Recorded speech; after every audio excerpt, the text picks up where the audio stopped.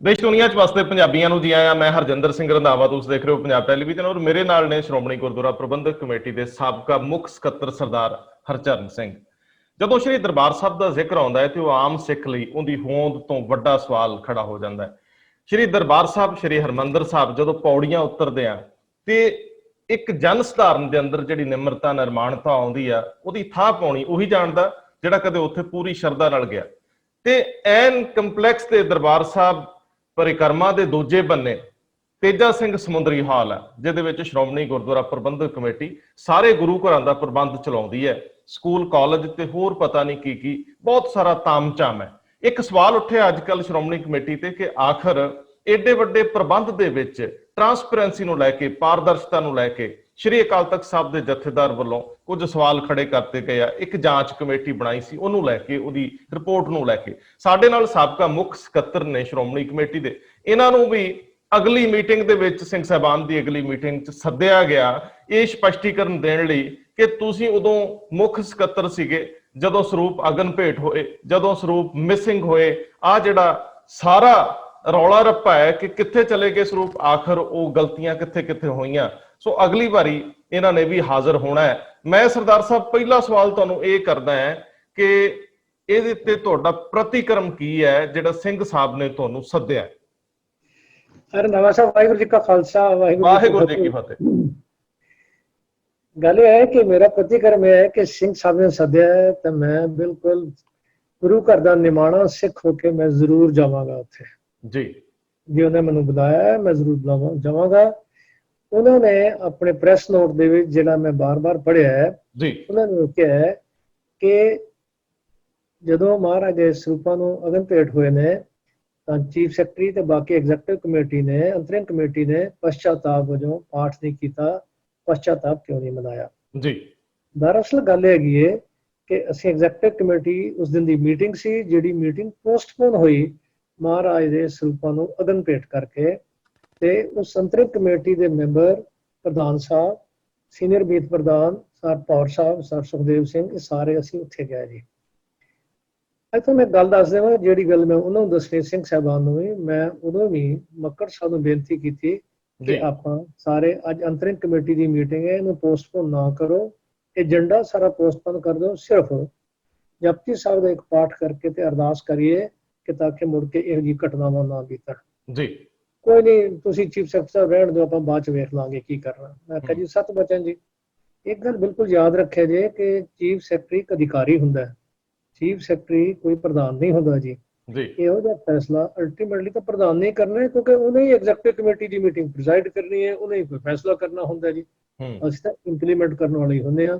ਤੇ ਮੈਂ ਆਪਣਾ ਸੁਜੈਸ਼ਨ ਦਿੱਤਾ, ਪਰ ਇੱਕ ਗੱਲ ਮੈਂ ਤੁਹਾਨੂੰ ਰੰਧਾਵਾ ਜੀ ਹੋਰ ਦੱਸ ਦੇਵਾਂ, ਜਿਹੜੀ ਮੇਰੀ ਨਿੱਜੀ ਗੱਲ ਹੈ। ਮੈਂ ਬਤੌਰ ਗੁਰਦਾ ਸਿੱਖ ਮੈਂ ਆਪ ਜਪਜੀ ਸਾਹਿਬ ਦਾ ਪਾਠ ਕਰਕੇ ਅੱਖਾਂ ਬੰਦ ਕਰਕੇ ਅਰਦਾਸ ਵੀ ਕੀਤੀ, ਇਹ ਸੱਚਾ ਪਾਤਸ਼ਾਹ ਕਿ ਇਹ ਜਿਹੀਆਂ ਘਟਨਾ ਨਹੀਂ ਹੋਣੀਆਂ ਚਾਹੀਦੀਆਂ ਜੀ। ਬੜੀ ਮਾੜੀ ਗੱਲ ਹੈ ਕਿ ਮੈਂ ਇੱਥੋਂ ਦਾ ਮੁੱਖ ਸਕੱਤਰ ਹਾਂ ਤੇ ਇਹ ਮੇਰੇ ਹੁੰਦੇ ਦੌਰਾਨ ਇੱਥੇ ਅੱਗ ਲੱਗੀ ਹੈ। ਅਗਲੀ ਗੱਲ ਹੋਰ ਮੈਂ ਤੁਹਾਨੂੰ ਦੱਸਦਾ, ਉੱਥੇ ਕਈ ਛੋਟੀਆਂ ਗੱਲਾਂ ਹੋਰ ਵੀ ਵਿਚਾਰ ਹੋਈਆਂ ਕਿ ਇਹ ਜਿਹੜੀ ਜਗ੍ਹਾ ਹੈ ਇਹ ਠੀਕ ਨਹੀਂ, ਗੁਰੂ ਰਾਮਦਾਸ ਰਾਮਸਰ ਸਾਹਿਬ ਜੀ, ਇਹਨੂੰ ਆਪਾਂ ਸ਼ਿਫਟ ਕਰ ਦਈਏ।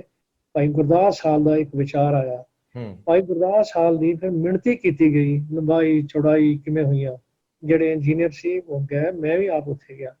ਉੱਥੇ ਇੱਕ ਛੋਟਾ ਜਿਹਾ ਸਕੂਲ ਚੱਲਦਾ ਸੀ, ਉਹ ਵੀ ਫੈਸਲਾ ਹੋਇਆ ਕਿ ਸਕੂਲ ਨੂੰ ਬੰਦ ਕਰ ਦਈਏ ਤੇ ਕਿਤੇ ਸ਼ਿਫਟ ਕਰ ਦਈਏ। ਇਹ ਸਾਰਾ ਕੁਝ ਹੋਇਆ। ਅੱਜ ਮੈਨੂੰ ਸ਼੍ਰੋਮਣੀ ਕਮੇਟੀ ਚੋਂ ਆਇਆ 3 ਸਾਲ ਤੇ 1 ਮਹੀਨਾ ਹੋ ਗਿਆ। ਮੇਰਾ ਨਹੀਂ ਖਿਆਲ ਕਿ ਭਾਈ ਗੁਰਦਾਸ ਹਾਲ ਜਾਂ ਕਿਸੇ ਹੋਰ ਜਗ੍ਹਾ ਤੇ ਇਸ ਬਾਰੇ ਕੋਈ ਨਿਰਣਾ ਲਿਆ ਗਿਆ ਹੋਵੇ ਜਾਂ ਕੋਈ ਫੈਸਲਾ ਕੀਤਾ ਹੋਵੇ। ਵੈਸੇ ਜੇ ਮੈਨੂੰ ਬੁਲਾਇਆ ਗਿਆ ਇਸ ਕਰਕੇ ਕਿ ਅਸੀਂ ਉੱਥੇ ਪਛਤਾਪ ਨਹੀਂ ਕੀਤਾ। ਮੈਂ ਉਹਨਾਂ ਕੋਲ ਜਾਵਾਂਗਾ ਜੀ, ਗੱਲ 'ਚ ਪੱਲਾ ਪਾ ਕੇ ਹੱਥ ਜੋੜ ਕੇ ਆਪਣੀ ਦਲੀਲ ਵੀ ਦਿਆਂਗਾ, ਆਪਣੇ ਆਰਗੂਮੈਂਟ ਵੀ ਦਿਆਂਗਾ। ਜੇ ਉਹਨਾਂ ਨੂੰ ਪ੍ਰਵਾਨ ਹੋਇਆ ਪ੍ਰਵਾਨ ਕਰ ਲੈਣ, ਜੇ ਨਹੀਂ ਪ੍ਰਵਾਨ ਹੋਇਆ ਜਿਹੜੀ ਸਜ਼ਾ ਦੇਣਗੇ ਸਿਰ ਨੀਵਾ ਕਰਕੇ ਸਜ਼ਾ ਵੀ ਲੈ ਲਵਾਂਗਾ। ਸਰਦਾਰ ਸਾਹਿਬ, ਇਹ ਵੱਡਾ ਸਵਾਲ ਹੈ ਕਿ ਅੱਜ ਤੁਸੀਂ ਕਹਿੰਦੇ ਕਿ ਤੁਸੀਂ ਉਸ ਦਿਨ ਅੱਖਾਂ ਬੰਦ ਕਰਕੇ ਪਾਠ ਵੀ ਕੀਤਾ, ਅਰਦਾਸ ਵੀ ਕੀਤੀ, ਗੁਰੂ ਮਹਾਰਾਜ ਤੋਂ ਇਹ ਵੀ ਬੇਨਤੀ ਕੀਤੀ, ਜੋੜਦੀ ਕੀਤੀ ਕਿ ਅੱਗੇ ਤੋਂ ਇਹੋ ਜਿਹੀ ਗੱਲ ਨਾ ਹੋਵੇ।